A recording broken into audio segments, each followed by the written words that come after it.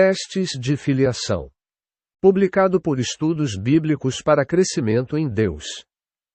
Introdução.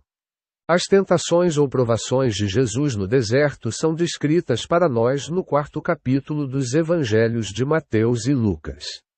Cada experiência na vida de Jesus é de interesse para todos os seus verdadeiros seguidores, e qualquer aumento na compreensão traz alegria aos nossos corações.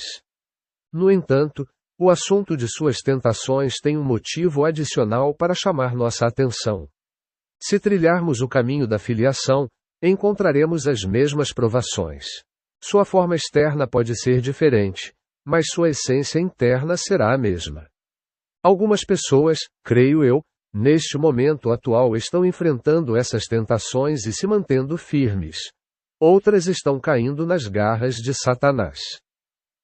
Oremos, então, enquanto estudamos este assunto para que superemos nossas tentações e, nisso como em todas as coisas, provemos ser seguidores do Cordeiro de Deus. O batismo de Jesus. A primeira coisa que devemos notar sobre as tentações de Jesus é o seu momento.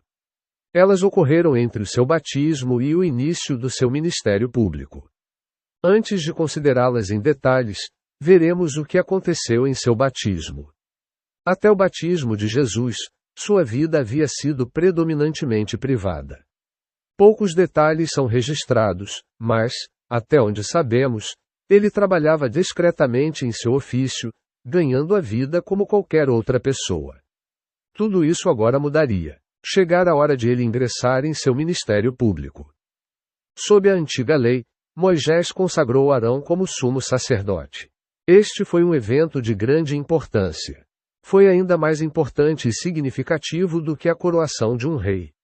Por mais importante que fosse para os israelitas, porém, aos olhos de Deus, apenas apontava para a consagração do verdadeiro sumo sacerdote, ocorrida no Rio Jordão. Primeiro, Arão foi lavado, assim como Jesus no Jordão. Depois, Arão foi ungido com óleo, assim como Jesus foi ungido com o Espírito Santo. Então, após a conclusão de todos os vários sacrifícios, Arão permaneceu na tenda da congregação por 7 dias para completar sua ordenação. Depois que o Espírito Santo desceu sobre Jesus, uma voz veio do céu dizendo: "Este é o meu filho amado, em quem me comprazo."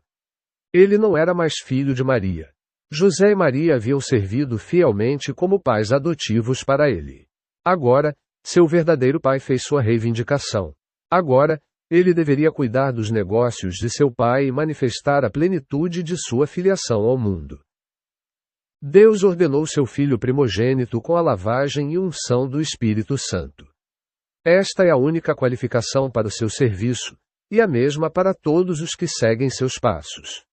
Nenhum treinamento ou cerimônia eclesiástica pode transformar alguém em sacerdote e filho de Deus. Eles devem ser lavados e ungidos com o Espírito Santo. Teste.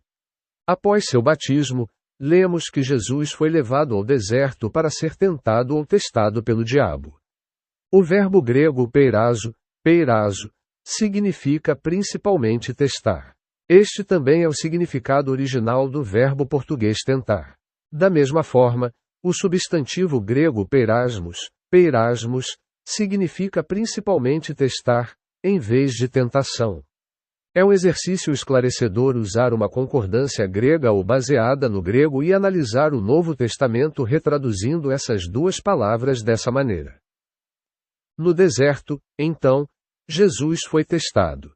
Testar é um processo familiar. Motoristas são testados antes de serem liberados nas estradas.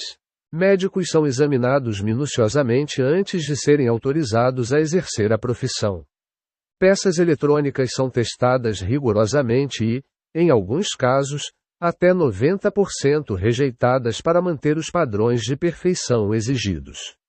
Assim também o Filho de Deus foi testado antes do início de seu ministério. O próprio Deus não testa, segundo Tiago 1:13 da manhã, mas tem um testador, mais conhecido como o tentador. Satanás aparece em destaque apenas 2 vezes no Antigo Testamento, e em ambas as ocasiões como testador. Ele testou duas pessoas antes de testar Jesus. A primeira falhou e a segunda passou. Adão e Jó. Deus criou Adão para ter comunhão consigo mesmo e governar sobre a sua criação. Ele foi, de fato, o primeiro filho de Deus. Ele é descrito como filho em Lucas 3:38 da manhã. A palavra filho está ausente, mas implícita no grego. Deus lhe deu apenas uma ordem: não coma da árvore do conhecimento do bem e do mal. Este foi um teste direto de sua obediência. Adão deveria governar a criação em união e em obediência ao seu Criador. Mas primeiro sua obediência precisava ser testada. Ele estava disposto a fazer a vontade de seu pai ou escolheria fazer a sua própria. Ele falhou em seu único teste simples e, assim, perdeu sua filiação. Em vez de governar, ele teve que trabalhar. Maldita é a terra por sua causa. Com trabalho duro você comerá dela todos os dias da sua vida. Com o suor do seu rosto você comerá o pão. Sua esposa Eva tornou-se uma serva para ele. A cronologia bíblica nos diz que Adão, assim como Jesus, foi tentado por um período de 40 dias antes de cair. Adão e Eva estavam em um belo jardim com todas as coisas boas que poderiam desejar. Jesus estava sozinho, exceto pelos animais selvagens no deserto da Judéia, e fraco por jejuar por 40 dias. As tentações eram semelhantes, como veremos, mas Jesus venceu onde Adão caiu. Ele foi o primeiro filho aperfeiçoado, e outros certamente o seguirão. A história de Jó também tinha semelhanças com a de Jesus. Jó 1:6. Um dia, os filhos de Deus vieram apresentar-se perante o Senhor, e Satanás também veio com eles. Assim como no caso de Jesus, era uma questão de filiação. Jó 1:8. Disse o Senhor a Satanás: Notaste o meu servo Jó? Não há ninguém na terra semelhante a ele. É íntegro e reto, homem que teme a Deus e se desvia do mal. Quão semelhantes as palavras de Deus a respeito de Jesus. Este é o meu filho amado, nele me comprazo. Assim como Jesus, Jó foi rigorosamente testado e então, em suas próprias palavras, saiu como ouro. As provações de Jó foram severas, e ele passou, mas creio que Jesus experimentou a provação máxima. Significativamente, os dois evangelhos que registram suas provações também registram a oração que ele ensinou aos seus discípulos. Não nos induzas à provação, mas livra-nos do mal, ou do maligno. Você já notou como essa oração ecoa as palavras: ele foi levado pelo Espírito ao deserto, para ser tentado pelo diabo. Ele jamais poderia desejar que seus discípulos sofressem o que ele sofreu. Quando agonizou novamente no Getsêmani, disse: Levantai-vos e orai para que não entreis em provação. Não podemos compreender facilmente suas experiências, assim como uma criança não consegue compreender os problemas da vida adulta. Eles estão muito além de nós. Mas se prosseguirmos em direção à filiação, nós mesmos começaremos a nos deparar com provações da mesma natureza. No relato de Lucas, encontramos a genealogia de Jesus entre o seu batismo e a sua tentação. Diferentemente de Mateus, esta genealogia remonta a Adão, cujo nome significa homem, enfatizando assim que Jesus era plenamente humano. Não podemos, portanto, descartar suas tentações como irrelevantes para nós. Ele foi tentado em todas as coisas, à nossa semelhança, HB 4:15 da manhã. O G1. Então, Jesus foi conduzido pelo Espírito ao deserto para ser tentado, ou testado, pelo diabo. Nossas mentes se voltam para Romanos 8:14 da manhã. Porque todos os que são guiados pelo Espírito de Deus, esses são filhos de Deus. A grande diferença entre filhos de Deus e outras pessoas é que os filhos de Deus fazem a vontade de seu Pai, enquanto os outros seguem a sua própria vontade ou a de outra pessoa. Jesus simplesmente e continuamente fez a vontade de seu Pai. Adão fez a vontade de Eva, que era, em última análise, a sua própria vontade alinhada com a de Satanás. Pessoas que querem fazer a sua própria vontade, ou seguir os outros, simplesmente não podem reinar com Cristo. Anteriormente, no mesmo capítulo de Romanos, lemos que os que estão na carne não podem agradar a Deus. Deus se agradou de Jesus porque ele andava no Espírito. No deserto, Jesus jejuou. Como Moisés e Elias antes dele, jejuou por 40 dias. Jejuar é a morte da carne. Leva-nos ao fim dos nossos recursos humanos. Leva o corpo à sujeição e o espírito ao senhorio.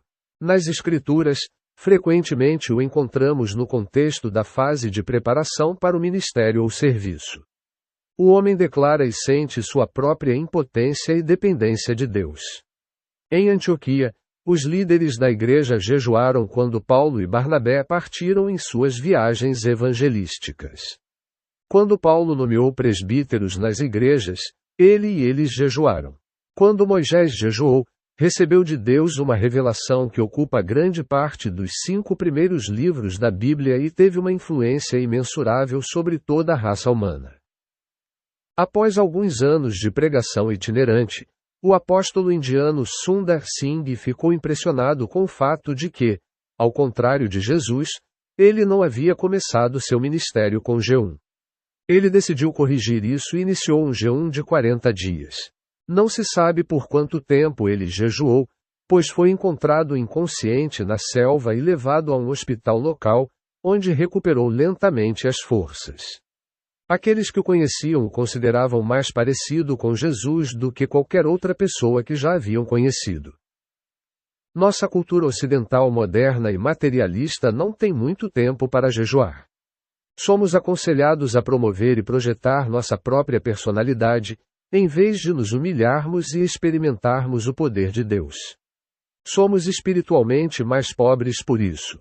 Aprendamos a não nos apegar às exigências do nosso estômago e às opiniões daqueles ao nosso redor, e a seguir Jesus na medida em que ele nos guiar por esse caminho. O primeiro teste. Por 40 dias, então, Jesus jejuou, e, quando terminaram, ele sentiu fome. Esta afirmação é fisiologicamente correta. Pessoas saudáveis podem jejuar por um tempo considerável sem sentir fome alguma. O que normalmente chamamos de fome nada mais é do que o corpo reclamando que não teve a refeição habitual esperada.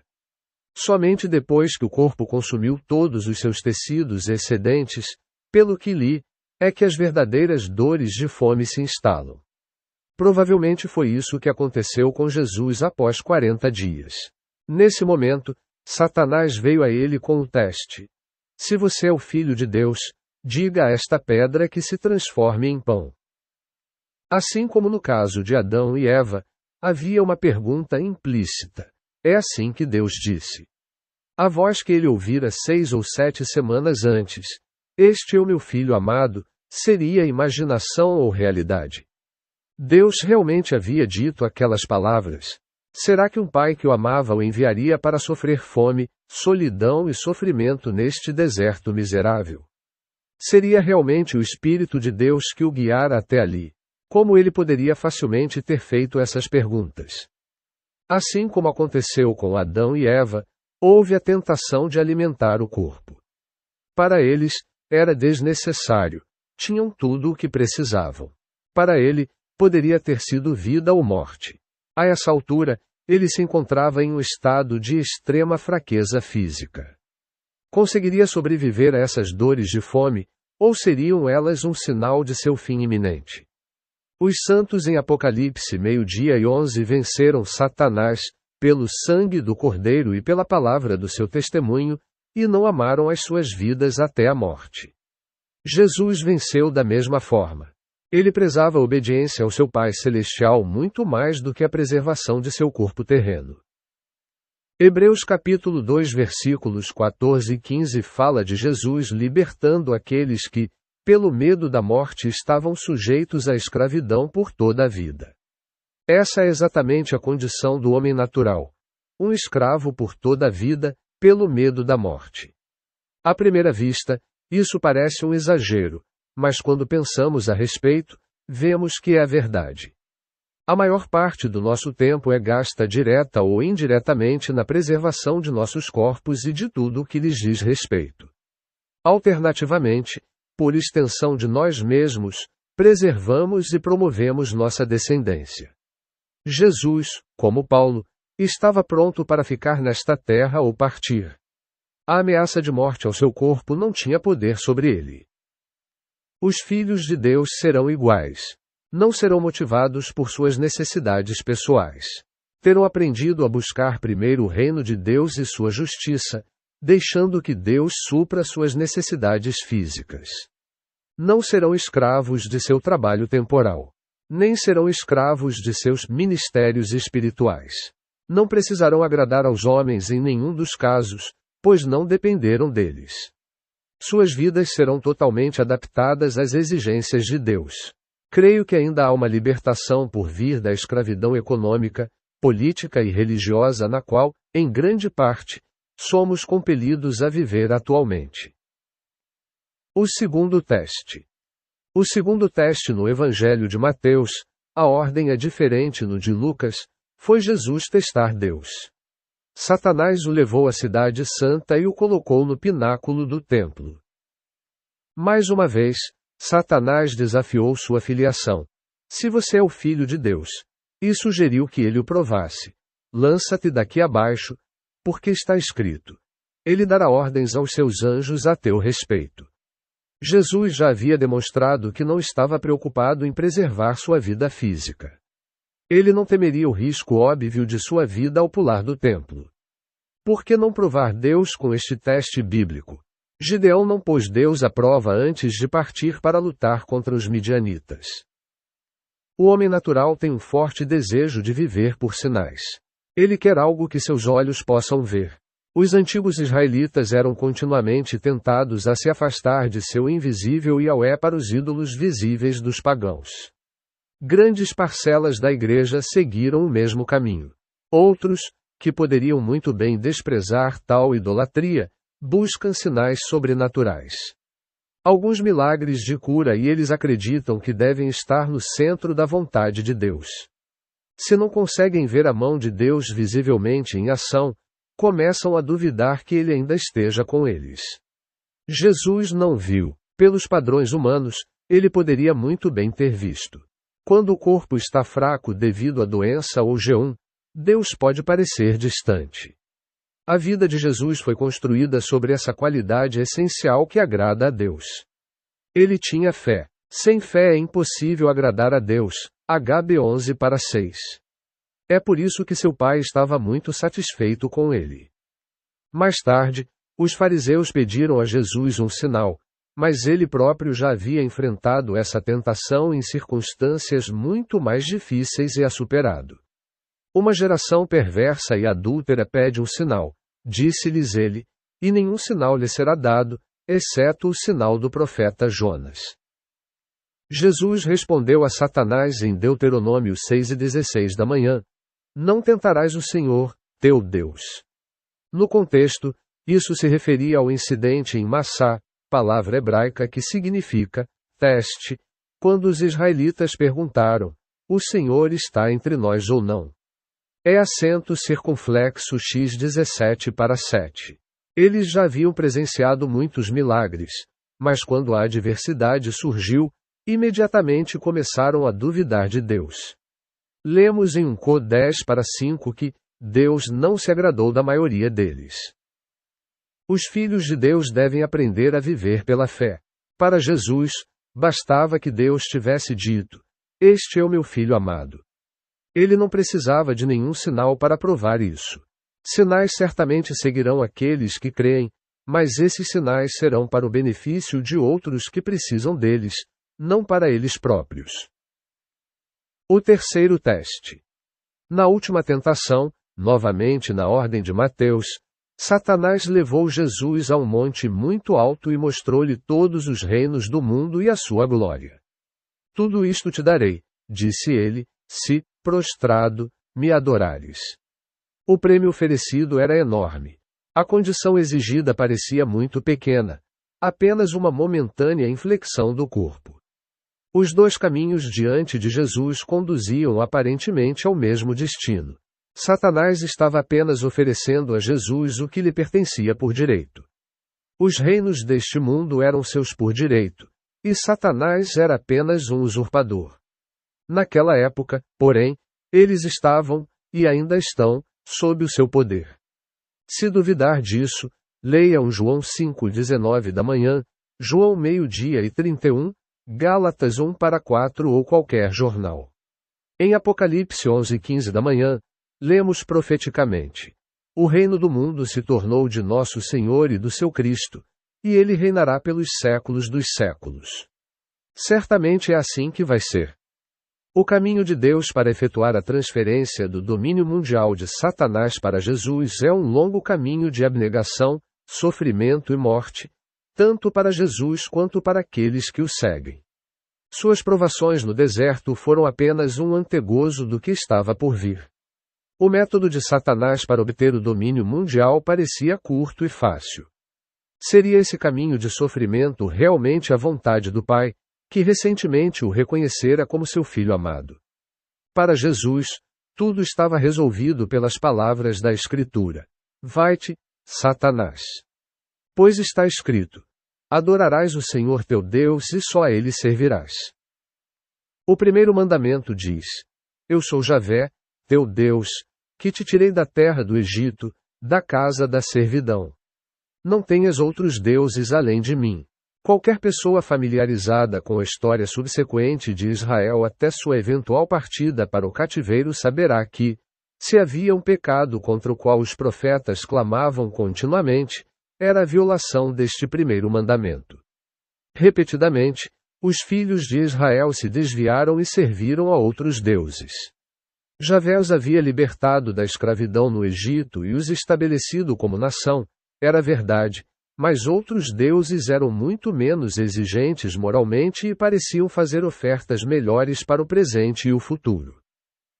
Nós, de nossa posição segura em uma época e cultura diferentes, podemos ver seus pecados e dizer que jamais teríamos feito tais coisas. Nisso, podemos ser como os fariseus que leram sua própria história e disseram que jamais teriam derramado o sangue dos profetas. Em vez disso, condenaram Jesus à morte. Não adoramos deuses falsos como os antigos israelitas faziam, mas será que conseguimos reconhecer seus equivalentes modernos? Para Jesus, o caminho para o domínio mundial passava pela obediência, pelo sofrimento e pela morte. Seguir esse caminho era adorar a Deus. A outra maneira de assegurar seu reino era usar o sistema do mundo. Isso seria se curvar a Satanás. Ele poderia ter ascendido na hierarquia política e religiosa de sua época. Ele tinha os dons e o poder para isso. Seu domínio das Escrituras poderia ter levado os fariseus a se levantarem. Seus dons de liderança poderiam ter unido seu povo e libertado-o do jugo romano. Ele poderia ter sido outro Moisés, Davi e Salomão e muitos outros, todos reunidos em um só. Ele poderia ter preenchido livros de história com seus feitos, ou muitos volumes com sua sabedoria. Ele poderia ter acumulado grandes riquezas e as usado para fazer muito bem à humanidade. Uma infinidade de outras coisas ele poderia ter feito, mas todas não teriam sido mais do que se curvar a Satanás. Não eram a vontade de seu pai. Adão e Eva pensaram ter visto um curto caminho para o seu destino. Bem no meio do jardim, havia uma árvore que poderia torná-los sábios. O que poderia ser mais apropriado ou necessário para aqueles chamados a governar a criação de Deus? Havia apenas um problema. Deus havia dito não. Não era a sua vontade nem o seu caminho. Eles seguiram em frente, mas era um caminho, como no livro de Provérbios, que parecia certo ao homem, cujo fim era a morte. Atualmente, creio que toda a criação está gemendo e sofrendo, aguardando a manifestação dos filhos de Deus. Serão pessoas como as descritas em Apocalipse 5:1-5, que seguirão o Cordeiro por onde quer que ele vá. Terão sido provados, como ele foi, e considerados aptos a compartilhar o seu trono. Não serão aqueles que escalaram até o topo do sistema mundial e estão zelosamente tentando reformá-lo. Todo esse sistema, religioso, político e econômico, pode em breve ruir. Quanto mais você o escalou, mais você terá que cair. A visão de Nabucodonosor em Daniel, capítulo 2, está caminhando para o seu cumprimento.